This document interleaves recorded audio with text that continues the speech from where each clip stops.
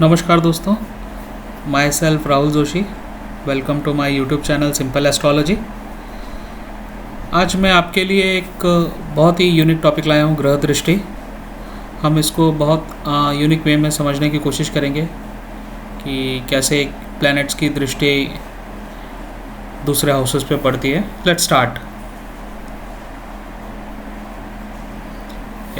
आप यहाँ पे एक टेबल देख सक रहे हैं जिसमें मैंने सभी प्लैनेट्स के एस्पेक्ट्स लिख के रखे हुए हैं। Sun, moon, Mercury, Venus, Mars, Jupiter, Saturn, Rahu and Ketu. आप यहाँ नोट भी दिख रहे हैं, नॉर्मल एस्पेक्ट्स, स्पेशल एस्पेक्ट्स। और राहु केतु को कुछ एस्ट्रोलॉजर्स दृष्टि एक्सपेक्ट्स करते हैं और कुछ नहीं करते हैं। So will start with the sun, normal aspects.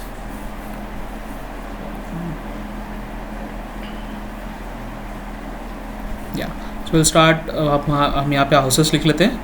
This is the first house, second house, third house, fourth house, fifth house, sixth, seventh, eighth, ninth, tenth, 11 and 12। जैसे कि आप देख पा रहे होंगे सभी प्लैनेट्स की सेवन्थ एस्पेक्ट्स रहती है। कोई भी प्लैनेट्स की सेवन्थ एस्पेक्ट रहती ही रहती है। स्पेशल एस्पेक्ट सिर्फ 3 प्लैनेट्स के पास हैं, वो है मार्स, जुपिटर और सैटर्न। हम उसको एक डिटेल उसके बारे में सोचेंगे, उसके बारे में बात करेंगे, उसके बारे में डिस्कस करेंगे कि मार्स का 4th और 8th एस्पेक्ट क्या करता है, जुपिटर का 5 और 9 एस्पेक्ट क्या करता है, सैटर्न का 3rd और 10th एस्पेक्ट क्या करता है।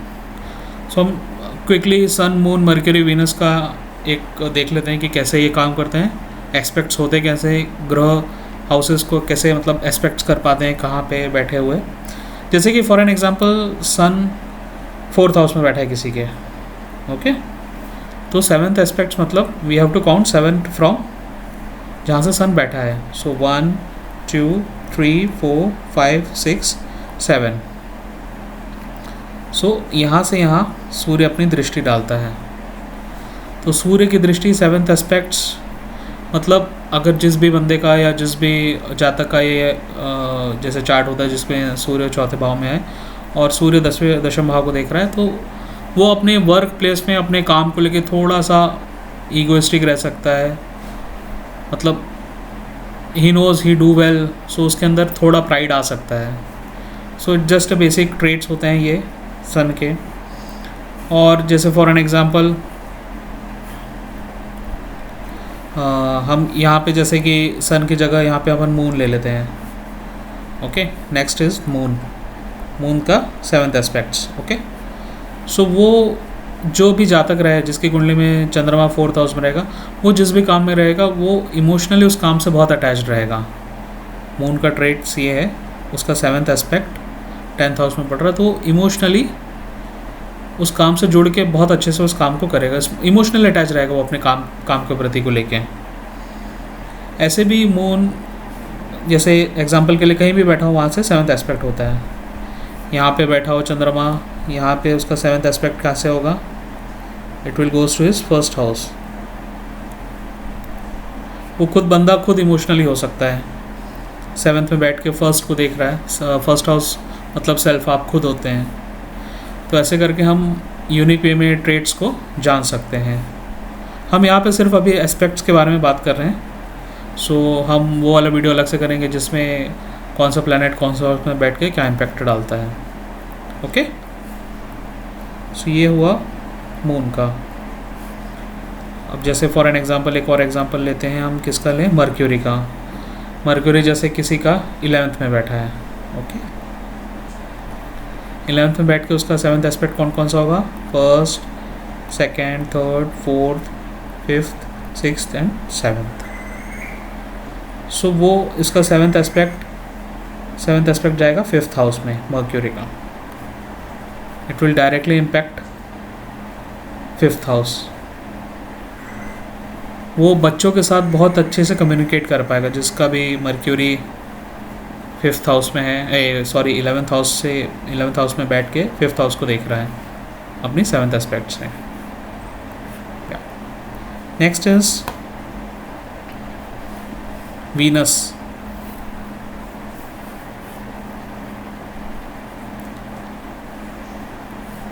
Next is Venus. Venus 7th house से बैठ के 1st हाउस को एस्पेक्ट कर रहा है। तो ऐसे जातक या ऐसे जिसकी जातक की कुंडली में शुक्र 7th भाव में होता है और 1st को देखता है, ऐसे लोगों को अपने पार्टनर बहुत ही अच्छे मिलते हैं in terms of looking wise. So एक जनरल ट्रेट्स है, हम 7th एस्पेक्ट्स के बारे में बात कर रहे हैं। It totally 180 degree अपार्ट्स, 30 30 30 30 30 30 and 30। Okay, so it's 180 degree अपार्ट्स। वो भी जहाँ से बैठता है, कहीं से भी हो, सेकंड में बैठ के शुक्र 1 2 3 4 5 6 7 8th हाउस को देखता है। ऐसे 7 प्लैनेट 7th एस्पेक्ट सभी प्लैनेट्स के रहते हैं, चाहे वो कोई भी प्लैनेट हो। ओके, चलिए will start with the special aspects of the planet.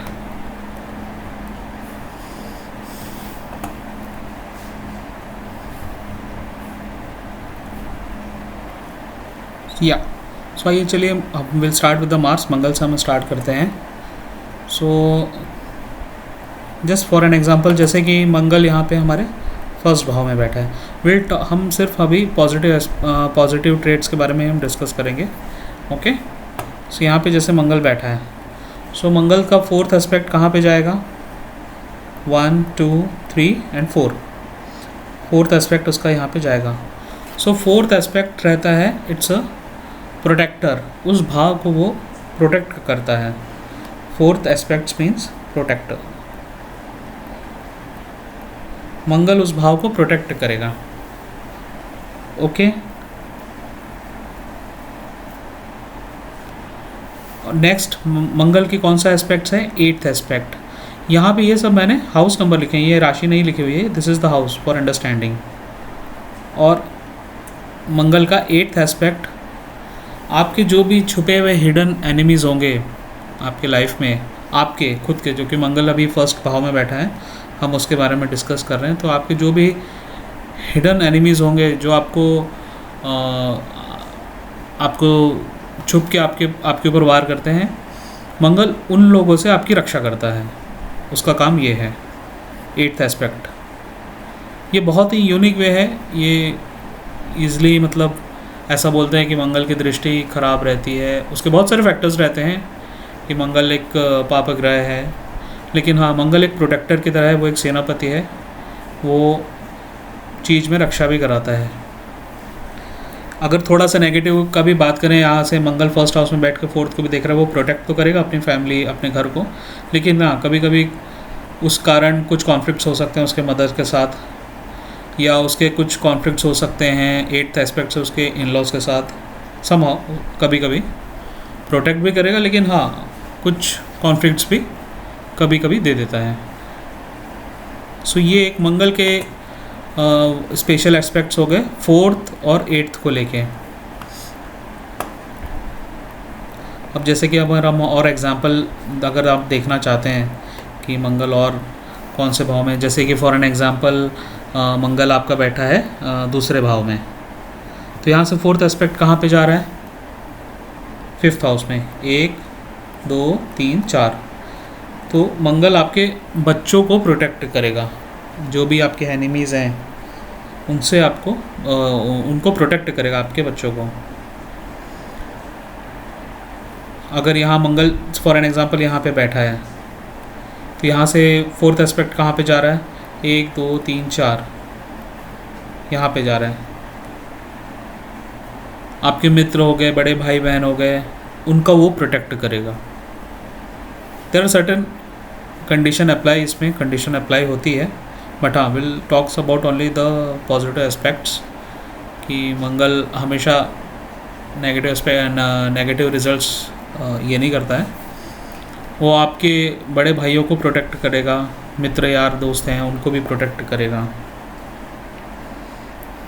और मंगल फॉर एन एग्जांपल, जैसे कि हम 7th हाउस में बैठा है किसी का मंगल,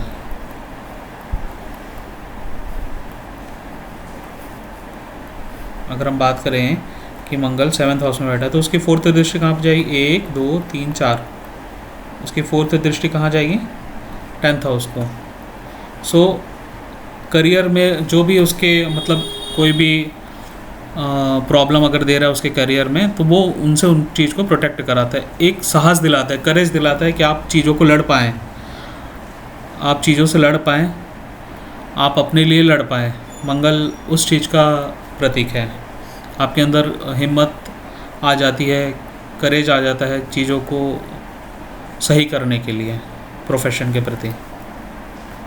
ओके, सो ये बहुत ही यूनिक वे है मंगल को जानने का। मंगल के ऐसे सभी काफ़ी यूनिक, और हमने सिंपल अंडरस्टैंडिंग में इस चीज़ को समझा है अभी, मंगल के 4th और 8th एस्पेक्ट हो। सो हम नेक्स्ट जाते हैं जुपिटर पे। ओके,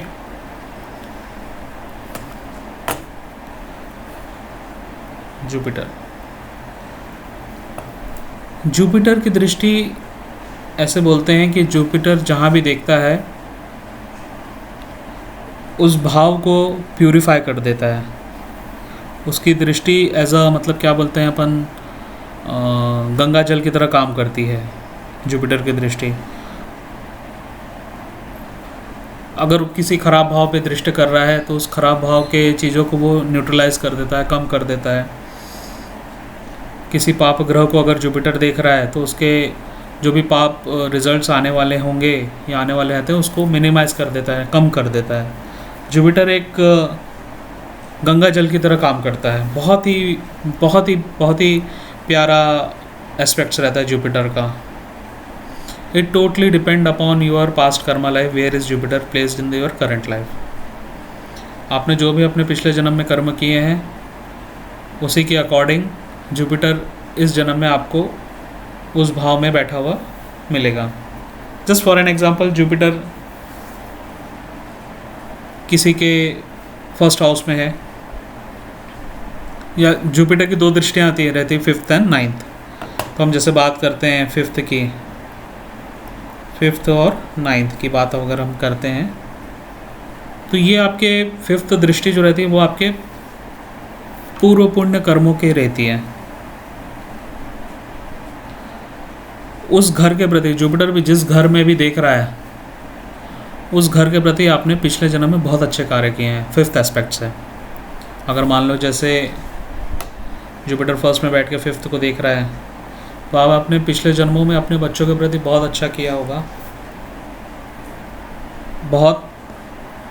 बहुत उनकी अपब्रिंगिंग बहुत ही अच्छी तरीके से की होगी,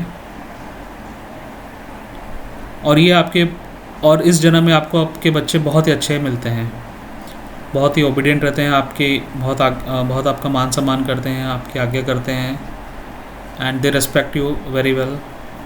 that's why Jupiter you got in the first house. ये आपके पूर्व पुण्य के कर्म रहते हैं। 5th एस्पेक्ट अगर जुपिटर जहाँ भी देख रहा है उस भाव के प्रति आपने बहुत अच्छे कार्य अपने पिछले जन्म में किए होंगे। जस्ट फॉर एन एग्जाम्पल अगर देखें तो अगर आप जैसे देखते हैं कि जुपिटर अगर किसी का 6th हाउस में बैठा है, 1 2 3 4 5, सो अपने 5th एस्पेक्ट से जुपिटर 10th हाउस को देख रहा है। सो आपका प्रोफेशन बहुत अच्छा रहेगा, वेरी गुड प्रोफेशन, आपका प्रोफेशन बहुत अच्छा चलेगा, क्योंकि पिछले जन्म में भी आपने अपने प्रोफेशन को लेकर बहुत ईमानदारी, बहुत सहजता से कार्य किया होगा, तो इसलिए आपका इस जन्म में प्रोफेशन बहुत ही अच्छा चलेगा, नो डाउट।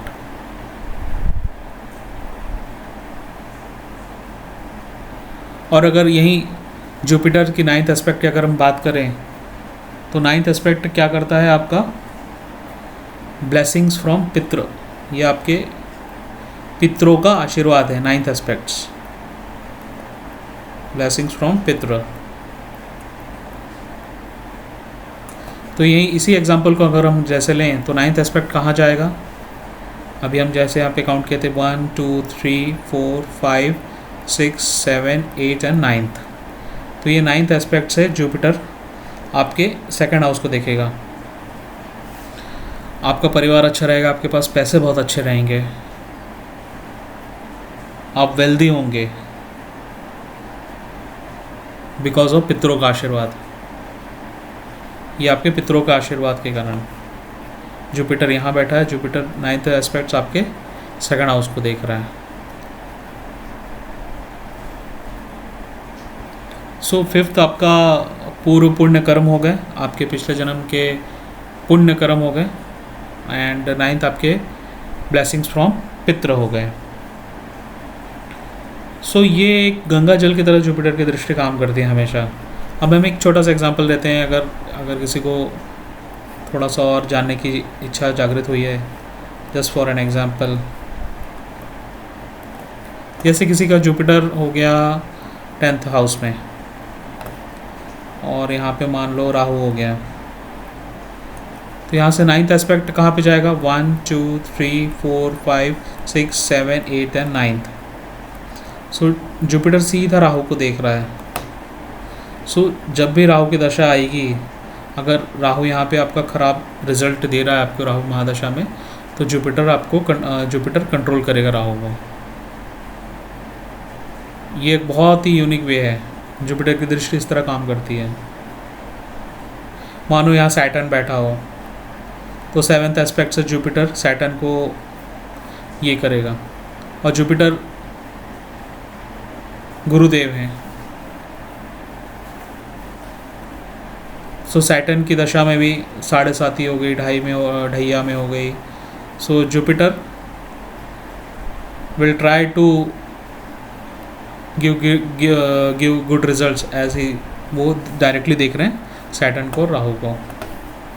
ऐसे जुपिटर की दृष्टि काम करती है।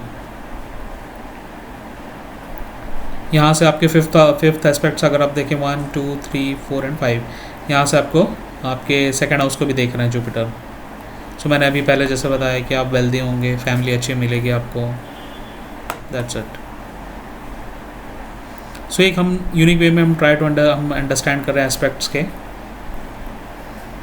सो स्पेशल एस्पेक्ट सिर्फ मंगल, जुपिटर और सैटर्न के पास ही है, और बाकी सभी ग्रहों के पास नॉर्मल 7th एस्पेक्ट्स हैं। ओके, जुपिटर के पास भी 7th है, बट हाँ स्पेशल एस्पेक्ट ओनली 3 के पास है। या नेक्स्ट इज सैटर्न। 3rd और 10th सैटर्न का स्पेशल एस्पेक्ट है। So let's understand how it works. So special aspect is 3rd and 10th। 7th normal aspect सभी प्लैनेट का रहता है, जैसे मैंने पहले बताया। 3rd शनि का 3rd एस्पेक्ट, मतलब शनि जिस भाव में बैठ के वहाँ से तीसरे भाव को वहाँ देख रहा है, तो उस भाव के प्रति आपको बहुत एफर्ट करने पड़ेंगे।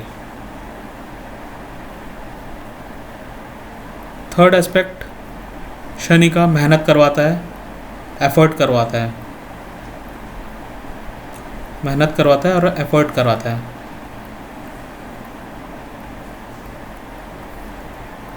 और 10th एस्पेक्ट शनि का डेंजरस रहता है, ये आपका कार्मिक डेप्थ रहता है, पिछले जन्म के कुछ ऋण आपके रह गए हैं। सो इस जन्म में आपको चीज़ें करनी ही पड़ेंगी, कार्मिक depth. So just for an example हम इसको समझते हैं ऐसे, जैसे किसी का सैटर्न 8th हाउस में है, एग्जाम्पल के लिए, यहाँ से 3rd एस्पेक्ट कहाँ पे जा रहा है? 1 2 और 3। 3rd एस्पेक्ट कहाँ जा रहा है? 10th हाउस में जा रहा है। सो आपको अपने प्रोफेशन में बहुत मेहनत करने की ज़रूरत है। शनि आपको बहुत मेहनत करवाएगा, बहुत एफर्ट करवाएगा। आपका प्रोफेशन में आपको तकलीफ़ें होंगी, लेकिन हाँ आपको एफर्ट्स बहुत करवाएगा। इसका मतलब क्या होता है? आपका प्रोफेशन चलेगा तभी शनि आपको मेहनत करवाएगा ना। करेक्ट है, ये भी है। मतलब आपके प्रोफेशन तो चलेगा, लेकिन उसमें एफर्ट्स आपको बहुत डालने पड़ेंगे। ये हो गया 3rd एस्पेक्ट, हो गया शनि का।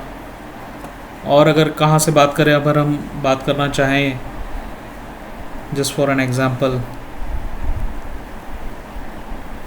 जैसे शनि किसी का 7th हाउस में है, हम इसको मिटा देते हैं ताकि कन्फ्यूजन क्रिएट ना हो। या शनि किसी का 7th हाउस में बैठा हुआ है फॉर एन एग्जांपल। सो यहाँ से उसका थर्ड एस्पेक्ट कहाँ जा रहा है, 1, 2 और 3। 9th हाउस इज धर्म भाव। आपको अपने कल्चर को कभी नहीं छोड़ना है। जिस भी कल्चर में आप जन्मे हैं, जिस भी कल्चर में आप, अगर लड़के हैं तो ब्याह करके जा रहे हैं, आपको अपना कल्चर कभी नहीं छोड़ना है, अपने रूट्स को कभी नहीं छोड़ना है। That is a main agenda of Shani sitting in your 7th house expecting 9th with third aspect. Shani यहाँ से बैठ के तीसरी दृष्टि से आपके धर्म भाव को देख रहा है। आपको अपने पिता के प्रति अपने पिता के प्रति आपको मान सम्मान हमेशा रखना है अपने मन में।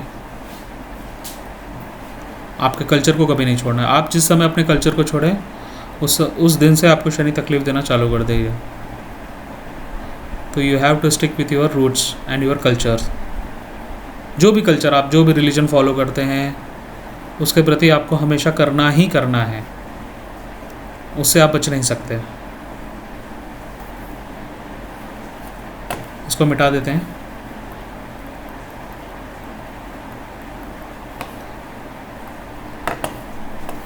सो फॉर एन एग्जांपल, जैसे सैटर्न यहाँ 4th हाउस में बैठा है, हम अगर 10th एस्पेक्ट की बात करें तो कहाँ पे जाता है, हो जाएगा 1, 2, 3, 4, 5, 6, 7, 8, 9 और 10th। वो कहाँ पे जाएगा, आपका 1st हाउस में जाएगा, आपका 10th एस्पेक्ट। तो आपको अपने शरीर को ठीक करने के लिए बहुत मेहनत करनी पड़ेगी। आप लेज़ी हो सकते हैं, लेकिन हाँ, आपको अपने शरीर का बहुत ख्याल रखना है।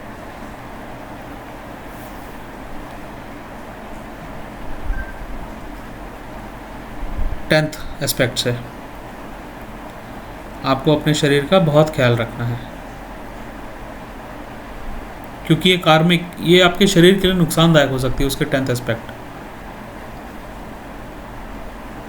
ये आपके पिछले जन्म के ऋण रह गए हैं। आप पिछले जन्म में भी अपने शरीर को लेकर सजग नहीं थे, आप अपने खुद के लिए सजग नहीं थे, अपने खुद के बारे में। फर्स्ट तनुभाव, फर्स्ट हमने पढ़ा था भावा वाले इस वीडियो में, मैंने आपको बताया था कि फर्स्ट हाउस तनुभाव रहता है, आप खुद रहते हैं। सो आपको अपना सेल्फ केयर खुद करना ही करना है। अगर आप नहीं करेंगे तो उसकी महादशा, अंतरदशा, प्रत्यंतर दशा, 7.5 ढैया में आपके हेल्थ इश्यूज़ आपको रहेंगे ही रहेंगे। और शनि को ठीक करने के लिए समय लगता है, वो स्लो प्लैनेट है। Try to understand this, it take time. ऐसा नहीं कि आज आप कल से जिम करना एकदम चालू कर दे और शनि एकदम, it take time. Slowly slowly slowly चीज़ें आपके प्रति ठीक होते जाएंगी। शनि रूटीन मांगता है। शनि को ऐसा नहीं है कि आपको सिर्फ इतने समय में करना है, आप ठीक हो गए फिर नहीं। You have to follow till your last breath. आपको अपने आखिरी श्वास तक आपको अपने लिए कार्य करते ही रहना है, अपनी सेहत का ध्यान रखना ही रखना है। You have to stick to the routine. Discipline में आपको रहना ही रहना है, सबसे अच्छा है। शनि जिसका भी 4th हाउस में बैठा है, अपने आप को डिसिप्लिन में डाल लीजिए, everything will be for good. आपका फिर कोई भी दशा आने दो, शनि दशा आने दो, 7.5 आने दो। ट्राई टू अंडरस्टैंड कि प्लैनेट आपको क्या कह रहा है, दैट्स इट, सिंपल सा। सो ये होता है 10th एस्पेक्ट का। यही अगर सैटर्न यहाँ से आपको 7th एस्पेक्ट से आपके प्रोफेशन को देख रहा है। सो मैंने भी जैसे बताया कि आपको अपने प्रोफेशन को लेके, अपने वर्कर्स जिसके साथ भी आप काम कर रहे हैं, उनके साथ आपको बॉन्ड बहुत अच्छा रखना है, रिलेशनशिप अच्छी रखनी है। पार्टनरशिप आपके साथ, जिसके साथ भी आप कर रहे हैं, उनके साथ आपको रिलेशन अच्छा ही रखना है। आपके प्रोफेशन में आपको अपना रिलेशन बहुत अच्छा रखना है। सो ये हो गया 7th दृष्टि का। नेक्स्ट इज़ राहु और केतु। राहु और केतु का कुछ एस्ट्रोलॉजर्स इसके ऊपर अभी भी, मतलब कुछ एस्ट्रोलॉजर इसकी दृष्टि मानते हैं, कुछ नहीं मानते, बट ये एक ट्रेडिशनल एक्सेप्टेड है। जो राहु और केतु हैं वो जुपिटर को फॉलो करते हैं, जुपिटर के एस्पेक्ट्स को फॉलो करते हैं। सो 5, 7 एंड 9 या सो ये हमने एक बहुत ही यूनिक वे में हमने समझने की कोशिश की प्लैनेट्स के एस्पेक्ट्स को। होप आपको समझ में आया होगा। अगर कोई भी डाउट्स हो आप कमेंट्स में ये कर सकते हैं, आई विल रिप्लाई। जब भी मुझे समय लगेगा I will surely reply you. और होप आपको ये वीडियो पसंद आया हो। अगर आपको पसंद आया तो सब्सक्राइब कीजिए, लाइक कीजिए। Thank you so much. नमस्कार।